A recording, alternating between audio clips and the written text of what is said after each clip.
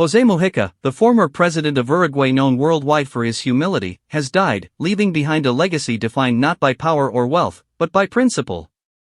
Revered as the poorest president in the world, Mujica became a symbol of authenticity and compassion in a political landscape often dominated by privilege and detachment. His death marks the end of a chapter for Uruguay and the global community inspired by his unique approach to leadership. Mujica rose from revolutionary roots, having once been a guerrilla fighter with the Tupamaros movement. He endured over a decade in prison, much of it in solitary confinement, during Uruguay's military dictatorship. Yet when democracy returned, so did Mujica's commitment to public service, transformed by his suffering but never embittered by it. As president from 2010 to 2015, Mujica captured international attention not for opulence, but for simplicity. He refused to live in the presidential palace, choosing instead his modest farmhouse.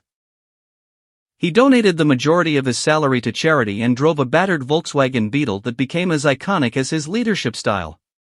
These choices were never for show. Mujica believed deeply that leaders should live as the people they serve. Under his presidency, Uruguay became one of the most progressive nations in Latin America.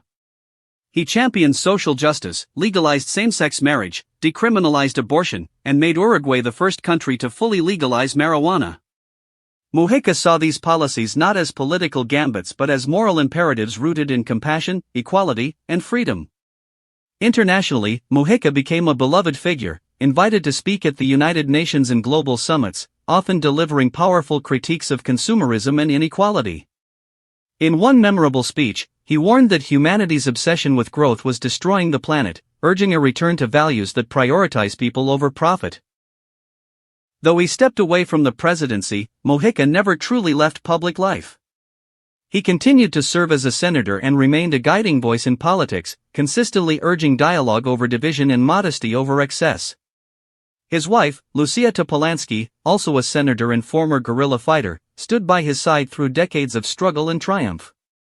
Mujica's death resonates far beyond Uruguay.